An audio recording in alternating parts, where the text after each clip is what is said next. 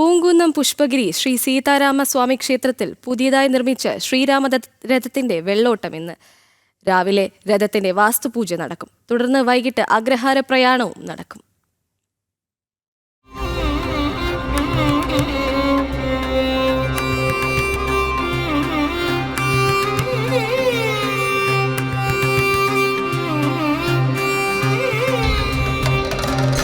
പൂങ്കുന്നം പുഷ്പഗിരി ശ്രീ സീതാരാമസ്വാമി ക്ഷേത്രത്തിൽ 120 വർഷം പഴക്കമുള്ള തേക്കിൽ തീർത്ത തേരുണ്ടായിരുന്നു. എന്നാൽ കാലപ്പഴക്കത്തെ തുടർന്ന് തേരിന് പല വിധത്തിലുള്ള കേടുപാടുകൾ സംഭവിച്ചു. തേരിലെ കൊത്തുപണികളടക്കം നഷ്ടപ്പെട്ടതോടെ ക്ഷേത്രം പുതിയ തേര് നിർമ്മിക്കാൻ തീരുമാനിച്ചു.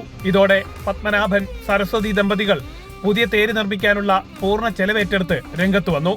ഇതോടെ പൂങ്കുന്നം പുഷ്പഗിരി സീതാരാമസ്വാമി ക്ഷേത്രത്തിൽ പുതിയ തേരൊരുങ്ങി.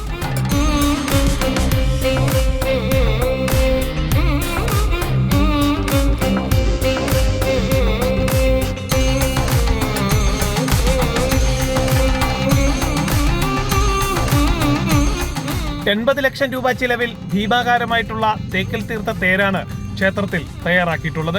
പുതിയ രഥം എന്ന ആശയം ഭരണസമിതി ചർച്ച ചെയ്യുകയും അത് നടപ്പിലാക്കാൻ തീരുമാനിക്കുകയും ചെയ്തു.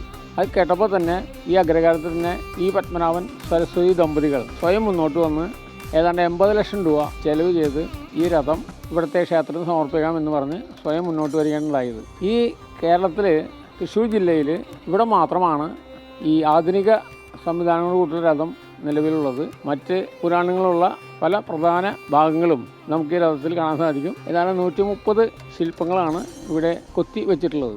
200ഓളം ദിവസം 20ഓളം തൊഴിലാളികൾ ചേർന്നാണ് തേരിന്റെ നിർമ്മാണം നടത്തിയത്. പുരാണവും ചരിത്രവും കോർത്തിറക്കിയ കൊത്തുപണികൾ ചേർത്താണ് തേരൊരുക്കിയിട്ടുള്ളത്. ജനം, തൃശൂർ.